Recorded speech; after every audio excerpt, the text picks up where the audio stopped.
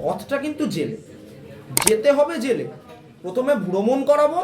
আমি একটাই দাবি রাখবো নির্বাচন কমিশন এবং জ্ঞানেশ কুমারের কাছে, যে মমতা বন্দ্যোপাধ্যায় যা খুশি বলছেন বলতে পারেন, কিন্তু দয়া করে জ্ঞানেশবাবু, ডিজিটাল যোদ্ধা না ডিজিটাল রেপিস্ট, এটাই তো আমরা গুলিয়ে ফেলছি আজকে। দেখুন, তৃণমূল যে রেপিস্টের পথ অনুকরণ করেছে তা নিয়ে কোনো সন্দেহ নেই। তাদেরকে আমরা আইনি নোটিশ পাঠাই এবং তাদেরকে কিভাবে গোটা ভারতবর্ষের বিভিন্ন জেল ঘোরাতে হয় তার ব্যবস্থাও আমরা করব। প্রস্তুত থাকুক তৃণমূল কংগ্রেস। আরেকটা কথা আপনাদের বলে রাখি, মমতা বন্দ্যোপাধ্যায় বিজেপির কর্মীরা কারা ভোট দেবে না এটা বলতে পারে, কিন্তু মমতা বন্দ্যোপাধ্যায় আপনাকে আপনার দলের এমএলএ, পুলিশ কেন, পশ্চিমবঙ্গের কোনো শক্তি, সে প্রশাসন হোক, সে অস্ত্রশস্ত্র হোক, যা কিছুই হোক, কোনো শক্তি বিজেপির জয়রথকে ২৬ সালে থামাতে পারবে না। এবং একটা জিনিস খুব পরিষ্কার,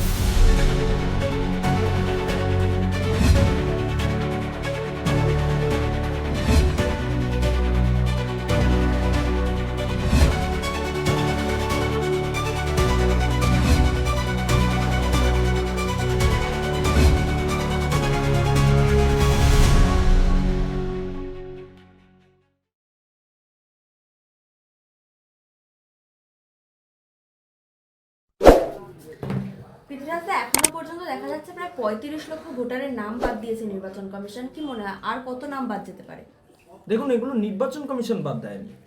এরা ভারতবর্ষের নাগরিক নয়, এরা পশ্চিমবঙ্গের বৈধ ভোটার নয়, তাই তাদের নাম বাদ গেছে। নির্বাচন কমিশন সম্পূর্ণ নির্বাচনের এই এসআইআর প্রক্রিয়াটা বহন করে নিয়ে চলেছেন।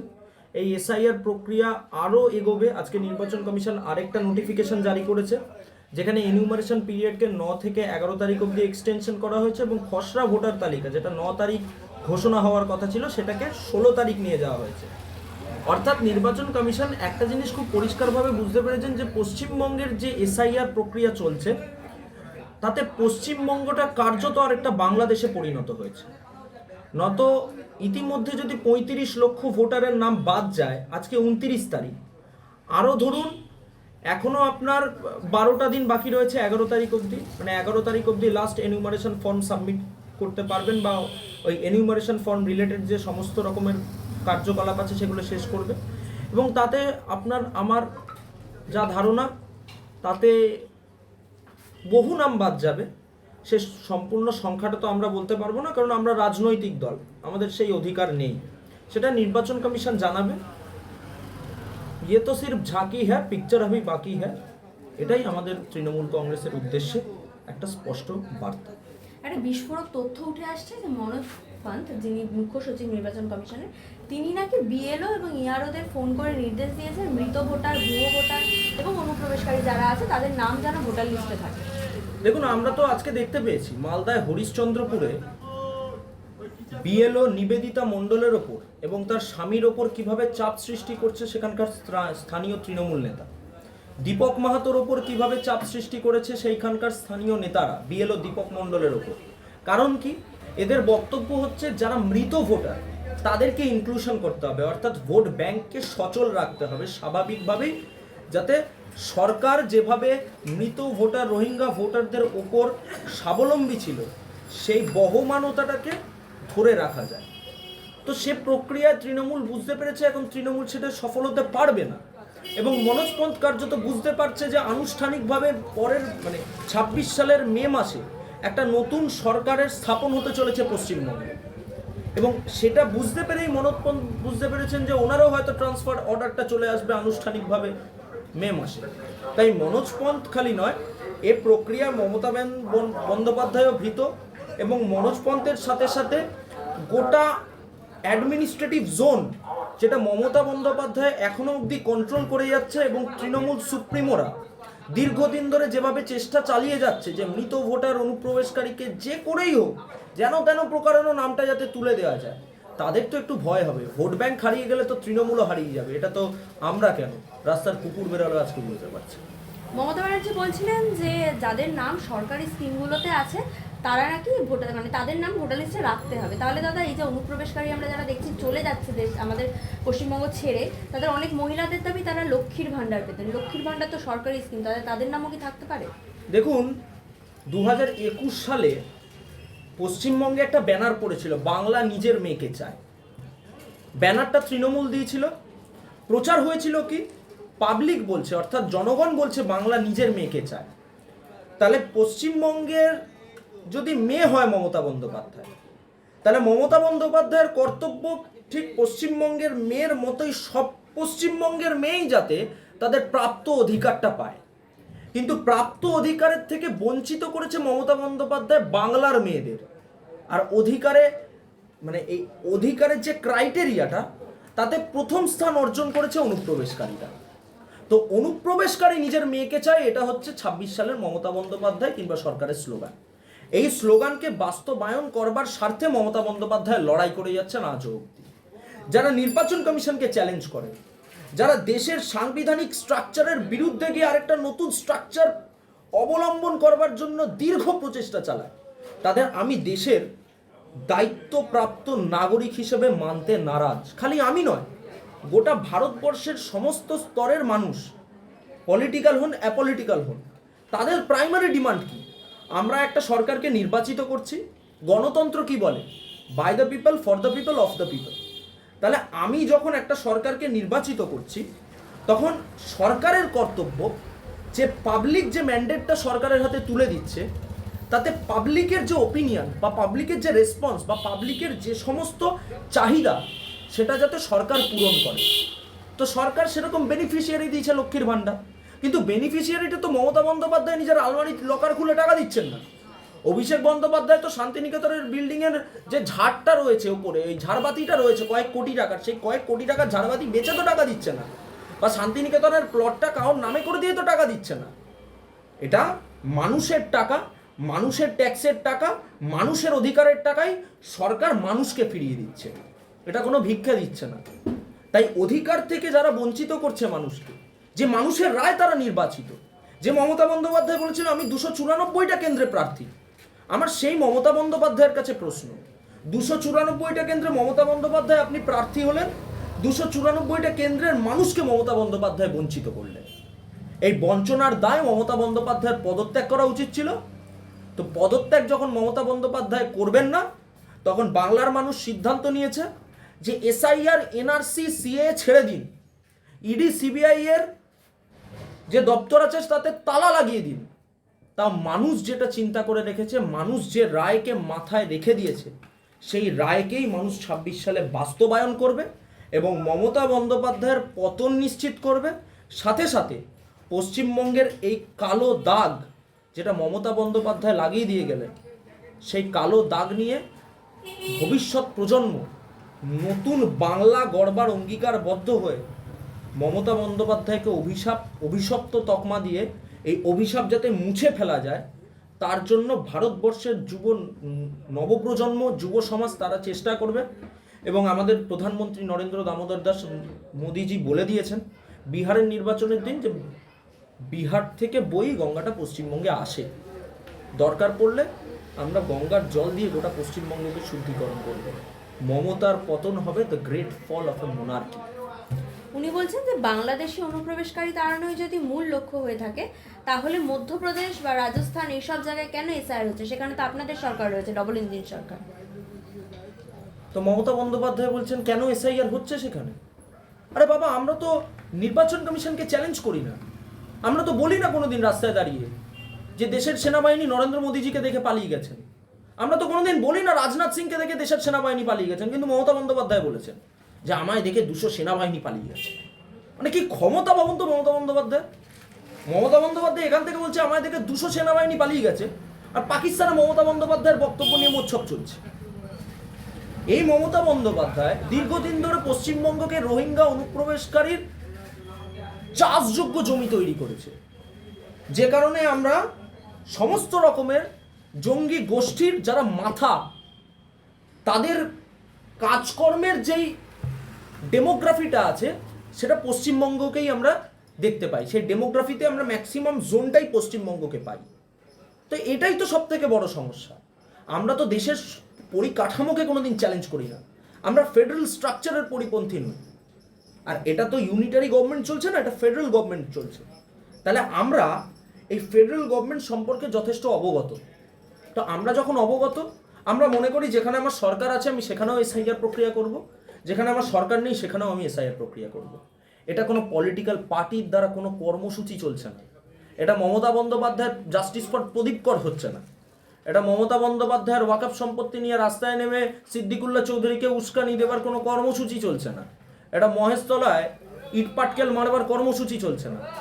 এটা দেশের সংবিধানকে মান্যতা দিয়ে একটা প্রক্রিয়া যেটা দীর্ঘদিন ধরে বহন করে আসছে দেশ, সেই প্রক্রিয়া আবার নতুন করে বাস্তবায়ন হচ্ছে এবং সেই প্রক্রিয়ার ওপর আমরা সম্পূর্ণ আস্থা রেখেছি। আমরা খালি একটাই দাবি রাখবো নির্বাচন কমিশন এবং জ্ঞানেশ কুমারের কাছে, যে মমতা বন্দ্যোপাধ্যায় যা খুশি বলছেন বলতে পারেন, কিন্তু দয়া করে জ্ঞানেশবাবু আপনি দরকার পড়লে একবার আসুন পশ্চিমবঙ্গে। পশ্চিমবঙ্গে বিএলওদের ওপর দিনের পর দিন চাপ সৃষ্টি করা হচ্ছে। এইভাবে কোনো নির্বাচন হতে পারে না। একটা নির্বাচন হতে গেলে স্বচ্ছভাবে বিএলওদের কাজ করতে হয়। কি অবস্থা, 84,000 জনের মধ্যে মাত্র 4টে বিএলও, এটা এক্সপেক্টেড উত্তর কলকাতায়। আবার ভোটাধিকার রক্ষা কমিটি কি, মমতা বন্দ্যোপাধ্যায় কি প্রমাণ করতে চাইছেন? এই সম্পূর্ণ জিনিসগুলো আমি মনে করি একটু জ্ঞানেশ কুমারের দেখা উচিত। ওনাকে আমি চ্যালেঞ্জ করছি না, ওনার কাছে আমি বিনীত অনুরোধ জানাচ্ছি। তো আমি মনে করি যে এই প্রক্রিয়াটা মমতা বন্দ্যোপাধ্যায় পশ্চিমবঙ্গে যে করেই হোক টলমলো করে দিতে চাইছেন, কিংবা বিপথে এর গতিপথকে ঘুরিয়ে দিয়ে চালনা করতে চাইছেন। সেটা আমরা হতে দেব না। এবং অর্থ দপ্তর, পশ্চিমবঙ্গ অর্থ দপ্তর বিএলওদের জন্য 18,000 টাকা যেটা এখনও দিচ্ছে না, সেটা স্যাংশন করে দেওয়া উচিত ছিল, বিএলওদের হাতে পৌঁছে দেওয়া উচিত ছিল। অর্থ দপ্তরের 18,000 টাকা করে বিএলওদের দেওয়া উচিত ছিল। এখনও সেই টাকা বিএলওদের টাকা বিএলওরা পায়নি। তাই এই সমস্ত ব্যাপারটা জ্ঞানেশ কুমারের দেখা উচিত এবং তার ভিত্তিতে যেরকম বা পদ্ধতি তাদের গ্রহণ করা দরকার তারা সেই পদ্ধতিটা যাতে অবিলম্বে গ্রহণ করেন। আমরা নির্বাচন কমিশনারকে এই অনুরোধ জানাচ্ছি। বিএলওর কথা বললে কিছুদিন আগে দেখেছি আমরা বিএলওরা বিক্ষোভ করে নির্বাচন কমিশন ঘেরাও করেছিল। এবার সেখানে আমরা দেখেছি কলকাতা পুলিশ তাদের জল বিস্কুট এসব দিচ্ছে, আবার সেই কলকাতা পুলিশের উপরে দায়িত্ব পড়েছে নির্বাচন কমিশনকে নিরাপত্তা দেওয়ার। দেখুন, মূল বিষয়টা কি জানেন তো, এখন কলকাতা পুলিশ বলে কোনো পুলিশ এক্সিস্ট করে না পশ্চিমবঙ্গে। একসময় আমরা কলকাতা পুলিশকে স্কটল্যান্ড ইয়ার্ড শুনতাম। কি বলা তো স্কটল্যান্ড ইয়ার্ড? আমরা বলছি ওগুলো গরুচোর। কেন গরুচোর? কারণ যে পুলিশ নারী নিরাপত্তা দিতে পারে না, যে পুলিশ একটা চার্জশিট ফ্রেম করতে পারে না একটা ক্রিমিনালের বিরুদ্ধে, যে পুলিশ সঠিক তদন্ত প্রক্রিয়া চালাতে পারে না, যে পুলিশ অনুব্রত মণ্ডল থেকে শেখ শাহজাহানদের গ্রেপ্তার করার পর তাদের কাছে পুলিশ আত্মসমর্পণ করে, যে প্রশাসন আজকে ধর্ষকের কাছে আত্মসমর্পণ করে, সে পুলিশকে আমরা পুলিশ হিসেবে মান্যতা দিতে চাই না। আমরা মনে করি এরা পুলিশ নয়, এরা তৃণমূল কংগ্রেসের ক্যাডার এবং আমরা তার সময়সীমা বেঁধে দিয়েছি। রাজ্যের বিরোধী দলনেতা শুভেন্দু অধিকারী খুব স্পষ্টভাবে ভবানী ভবনে গিয়ে ডিজিপি রাজীব কুমারের উদ্দেশ্যে বলে দিয়ে এসেছিলেন যে সার্ভিসটা কিন্তু 2026 সালের পরেও আপনাকে চালিয়ে যেতে হবে। তো 26 সালের পরে যদি ডিজিপি রাজীব কুমারের সার্ভিসটা চালিয়ে যেতে হয় তাহলে ঠিকভাবে নিজস্ব কাজগুলো করুন। তো সেই কাজ যদি পুলিশ না করে এবং পুলিশ যদি দায়িত্বপ্রাপ্ত পাবলিক সার্ভেন্ট হিসেবে মানুষকে সহায়তা প্রদান করতে না পারে, তাহলে আমি মনে করি পুলিশ আর ক্রিমিনালের মধ্যে কোনো পার্থক্য হয় না। পুলিশ আজকে রাষ্ট্রীয় সন্ত্রাসবাদীতে পরিণত হয়েছে এবং সাথে সাথে আমরা দেখতে পেয়েছি যারা যোগ্য শিক্ষক, যে শিক্ষক নিয়োগের জন্য যে সমস্ত আন্দোলন আমরা দেখেছিলাম শিক্ষা ভবনের বাইরে, সেখানে যখন শিক্ষকরা প্রতিবাদ জানিয়েছিল তখন এই পুলিশ তাদের লাঠিপেটা করেছিল। সেই পুলিশ আজকে বিএলওদের সাহায্য করবে না তো কাদের করবে? পুলিশের ওপর তো অর্ডার আছে, পুলিশকে তো এই সাহায্যটা করতে হবে। কারণ পুলিশ যদি এই সাহায্যটা না করে তাহলে পুলিশের চাকরিটাও থাকবে না। এবং আমরা খুব দায়িত্ব সহকারে আপনাদেরকে বলে রাখছি, পুলিশ কেন, পশ্চিমবঙ্গের কোনো শক্তি, সে প্রশাসন হোক, সে অস্ত্রশস্ত্র হোক, যা কিছুই হোক, কোনো শক্তি বিজেপির জয়রথকে 26 সালে থামাতে পারবে না। এবং একটা জিনিস খুব পরিষ্কার, আমরা বারবার দাবি করছি, এটা মমতা বন্দ্যোপাধ্যায় ভুলে গেলে চলবে না। যদি চেকোস্লোভাকিয়া, অস্ট্রিয়া, পোল্যান্ড, বেলজিয়ামকে দখল করবার পরেও হিটলারের পতন হতে পারে, যদি ইতালি মুসোলিনি ক্যাপচার করে নেওয়ার পরেও মুসোলিনির পতন হতে পারে, যদি স্টালিন সোভিয়েত ইউনিয়নকে দখল করবার পরেও স্টালিনের পতন হতে পারে, তাহলে মমতা বন্দ্যোপাধ্যায়ের পতনটাও 26 সালে নিশ্চিত করবে পশ্চিমবঙ্গের সর্বস্তরের নাগরিক। কিন্তু উনি তো বলছেন যে আপনাদের ভোটাররাই ওনাদেরকে পরবর্তী মানে আর আসন্ন নির্বাচনে ভোট দিয়ে আবারও মানে ক্ষমতায় আনবেন। এটা কে বলেছে? মমতা বন্দ্যোপাধ্যায় নিজে বলছেন। কাদের ভোটার? আপনাদের বিজেপির ভোটাররাই নাকি ওনাকে দ্বিতীয় মানে আবার ভোট দিয়ে পদে আনবেন। দেখুন, মমতা বন্দ্যোপাধ্যায় ঠিক করেছিলেন যে উনি গোয়ায় সরকার করবেন। গোয়ায় ওনার বিপুল জনসমর্থন আছে। গিয়ে ধরেছিলেন আরেমাও চার্চিলের হাতটা, গোয়ার মানুষ লাথি মেরে পশ্চিমবঙ্গে পাঠিয়ে দিয়েছে। গেছিলেন ত্রিপুরায়। ত্রিপুরায় কি করবে? মমতা বন্দ্যোপাধ্যায় রাজীব বন্দ্যোপাধ্যায়কে দিয়ে সেখানে সরকার পরিচালনা করবে, মানুষ লাথি মেরে পাঠিয়ে দিয়েছে। আচ্ছা, মমতা বন্দ্যোপাধ্যায় যখন দেখলো নিজস্ব ক্ষমতায় বাস্তবায়ন হচ্ছে না, তখন কলকাতা টিভির সমস্ত সাংবাদিককে লাগিয়ে দিয়ে প্রতিবেদন শুরু করলেন, সমস্ত প্রতিবেদন প্রকাশ করা শুরু করলেন। বিহারে ভাই আরজেডি সরকার করছে, তেজস্বী সরকার গড়ে ফেলেছে, মানে নির্বাচনের রেজাল্ট হওয়ার আগেই হয়তো তেজস্বী হয়ে গেছে, মুখ্যমন্ত্রী ঘোষণা হয়ে গেছে। সেখানেও ফেল করলেন। এবার মমতা বন্দ্যোপাধ্যায় নার্ভ ফেল করে গেছে। মমতা বন্দ্যোপাধ্যায় ভাবছেন যে 26 সালেও হয়তো মমতা বন্দ্যোপাধ্যায়ের কথায় মানুষ বিজেপি বা তৃণমূলকে ভোট দেবে। আমরা তো দেখতে পেয়েছি যে মমতা বন্দ্যোপাধ্যায়কে কিভাবে মানুষ প্রত্যাখ্যান করতে তৈরি হয়ে গেছে।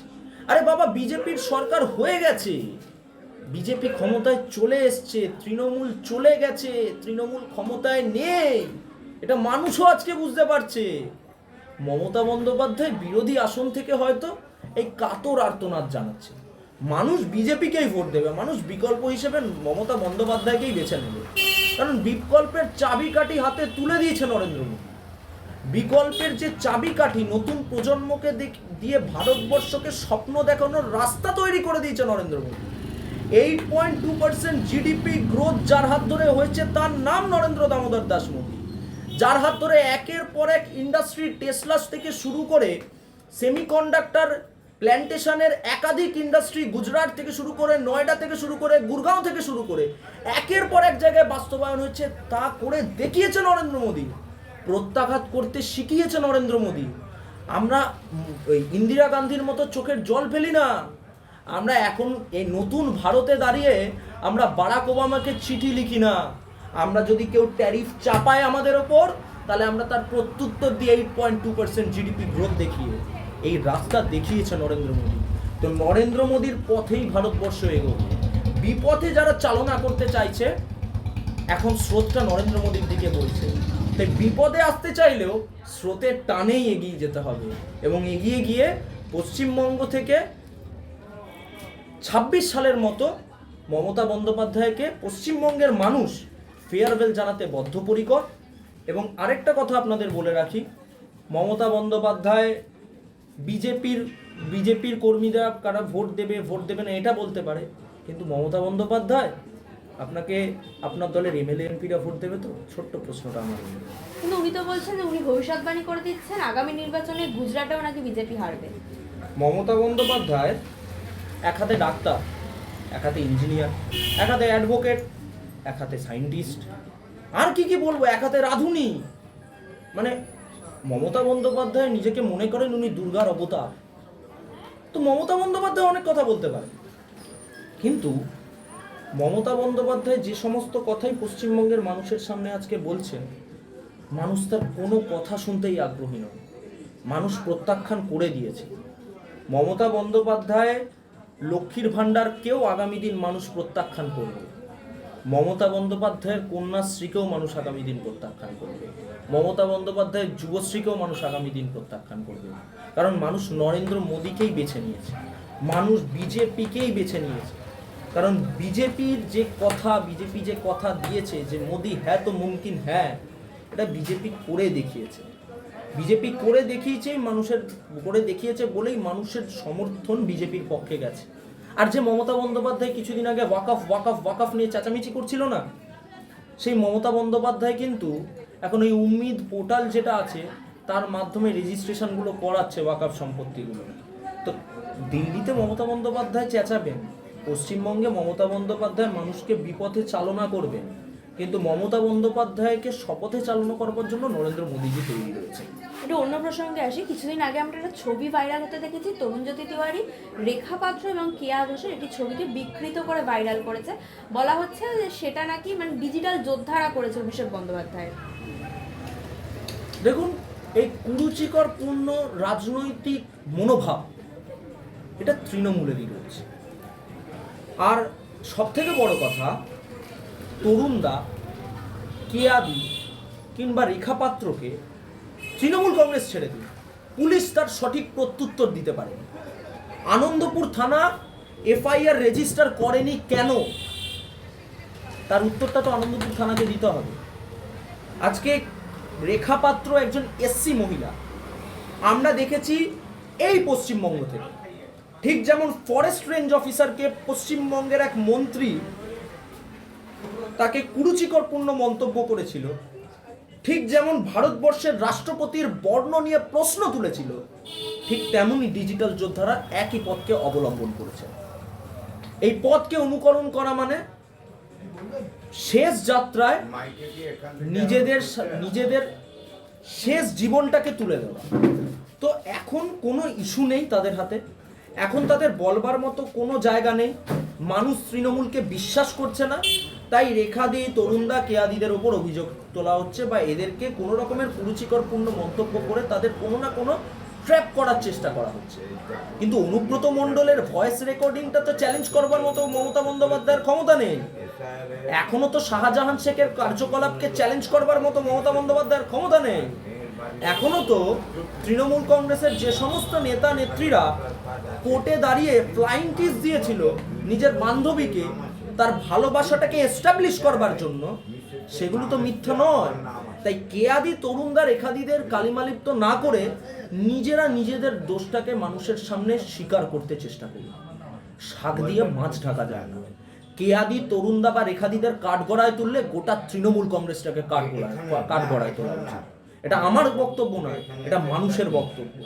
কারণ কেয়াদি, তরুণদা কিংবা রেখাদির সম্পর্কে যে ছবি ভাইরাল করা হয়েছে তার কোনো সঠিক মানে তার কোনো ইয়ে নেই, কোনো রকমের প্রমাণ নেই, প্রমাণ করতে পারেনি।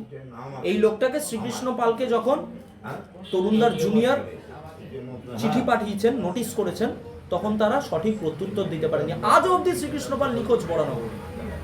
বাইনোকুলার ছেড়ে দিন, মাইক্রোস্কোপ দিয়েও খুঁজে পাবেন না শ্রীকৃষ্ণ পালকে। ওই যে মাইক্রো অর্গানিজমস হতো বায়োলজিতে আমরা পড়েছি, ওরকম অ্যামিবা হয়ে গেছে এখন, কোথায় চলে গেছে কেউ জানে না। তো যারা সংবাদ মাধ্যমের সামনে, সমাজ মাধ্যমের সামনে প্রতিক্রিয়া দেওয়ার পর এবং তারপর বিরোধীরা সেই প্রতিক্রিয়া কাউন্টার করবার পর নিজের মধ্যে সেই ক্ষমতা নেই সেটাকে ফেস করবার, আমরা মনে করি এগুলো মিথ্যাচারের থেকে বেশি আর কিছুই না। ওটা পশ্চিমবঙ্গের মানুষ বুঝতে পারছে। কিন্তু এবার তৃণমূল কংগ্রেসকে তৈরি থাকতে হবে, যারা যারা এর সাথে যুক্ত আছে, যারা যারা এই কাজ করতে বাধ্য করেছে শ্রীকৃষ্ণ পালকে, তাদেরকে আমরা আইনি নোটিশ পাঠাবো এবং তাদেরকে কিভাবে গোটা ভারতবর্ষের বিভিন্ন জেল ঘোরাতে হয় তার ব্যবস্থাও আমরা করব। প্রস্তুত থাকুক তৃণমূল কংগ্রেস। এই যে ছবিটা ভাইরাল হয়েছে, দেখা যাচ্ছে ডিজিটাল যোদ্ধার মানে দায়িত্ব যাকে দেওয়া দেবাংশু ভট্টাচার্য, সে উস্কানিমূলক মন্তব্য, মদত দেওয়ার মতো মন্তব্য করছে সোশ্যাল মিডিয়ায়। দেখুন, ডিজিটাল যোদ্ধা না ডিজিটাল রেপিস্ট, এটাই তো আমরা গুলিয়ে ফেলছি আজকে। দেখুন, তৃণমূল যে রেপিস্টের পথ অনুকরণ করেছে তা নিয়ে কোনো সন্দেহ নেই, কিন্তু এই যে ডিজিটাল যোদ্ধারাও আজকে ডিজিটালি মহিলাদের রেপ করে দেওয়ার কথা বলছে, এইটা দেখেই আমার একটু খারাপ লাগছে। মানে এতদিন সঞ্জয় রায় জানতাম আরজিকর কাণ্ডের মূল অভিযুক্ত, এখন তো দেখছি গোটা তৃণমূল কংগ্রেস সঞ্জয় রায়তে ভর্তি। এদের বিচার দেওয়ার মতো যদি পথ থাকে তাহলে বিজেপি এদের বিচারের পথ, কারণ অন্য কোনো রাজনৈতিক দল তাদের সেই জায়গাটা নেই যে তারা এদের বিরুদ্ধে বিরুদ্ধাচরণ করবে।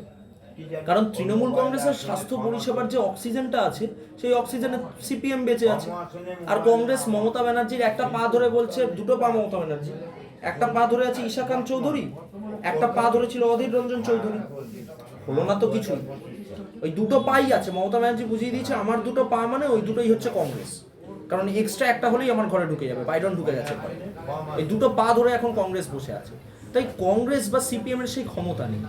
যদি পারে তাহলে বিজেপি করতে পারে। তো ডিজিটাল রেপিস্টই হোক কিংবা রিয়ালিস্টিক রেপিস্টই হোক, পথটা কিন্তু জেলে, যেতে হবে জেলে।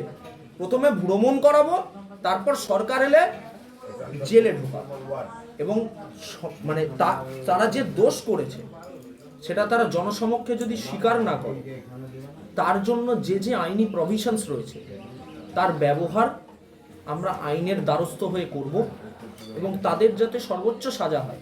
মানে যে ক্রাইমে তারা অভিযুক্ত সেই ক্রাইমের সাজা অনুযায়ী যাতে তাদের সর্বোচ্চ সাজা হয়, তার আমরা প্রাইমারি ডিমান্ড রাখবো। কিছুদিন আগেও আমরা দেখেছি রাজ্যপালকে নিয়ে সাংসদ কল্যাণ বন্দ্যোপাধ্যায় তিনি অনেক ধরনের মন্তব্য করেছেন এবং কুণালবাবু তাতে মদত জুগিয়েছেন। কুণালবাবু হসপিটালে, সেখানে রাজ্যপাল ওনাকে দেখতে গেছেন। দেখুন, ব্যাপারটা হচ্ছে কি জানেন তো, রাজনীতি করতে এসে সৌজন্য বোধ হারিয়ে গেলে চলবে। রাজনৈতিক ময়দানে রাজনৈতিক লড়াই হয়, রাজনৈতিক প্ল্যাটফর্মে তৃণমূল বিজেপিকে কটাক্ষ করবে, বিজেপি তৃণমূলকে কটাক্ষ করবে। কিন্তু আমরা মনে করি যে এই রাজ্যপালের সাথে যে সৌজন্যটা, সেখানে রাজ্যপালকে চ্যালেঞ্জ করবার মতো কোনো রাজনৈতিক দলের সে ক্ষমতা নেই। তাই রাজ্যপাল নিজস্ব কর্তব্য করেছে। রাজ্যপাল সে কর্তব্য করবার ফলে রাজ্যপাল কুণালবাবুকে দেখতে গেছে। কিন্তু কুণালবাবুদের যে একটা দীর্ঘদিন ধরে নিজেদের মধ্যে একটা পারসেপশন ক্রিয়েট হয়েছে যে আমরা সমস্ত রকম অভিযোগে অভিযুক্ত থাকব, আমরা সমস্ত রকম অপকর্মে অভিযুক্ত থাকব, কিন্তু সে রাজ্যপাল কিংবা রাষ্ট্রপতি কিংবা বিজেপি যেই কটাক্ষ করবে সেই আমাদের কাছে ভিলেন তৈরি হয়ে যাবে। এই পারসেপশনটা থেকে কুণালবাবুদের বেরিয়ে আসতে হবে। আর যদি তারা বেরিয়ে না আসতে পারে, এই পারসেপশন যাতে তাদের তৈরি হয়, মানে আবার পুনঃপ্রতিষ্ঠা হয়, তার জন্য বিজেপি তার উপযুক্ত ব্যবস্থা তৈরি করে দেবে এবং আনুষ্ঠানিকভাবে মে মাসে পশ্চিমবঙ্গের বুকে নতুন সরকার মসনদ দখল করতে চলেছে। এবং শ্রমিকদা খুব সরাসরি বলেছে যে আমরা নবান্ন নয়, আমরা ঐতিহ্যবাহী রাইটার্স থেকে আমাদের সরকার পরিচালনা করব। অসংখ্য ধন্যবাদ। নমস্কার।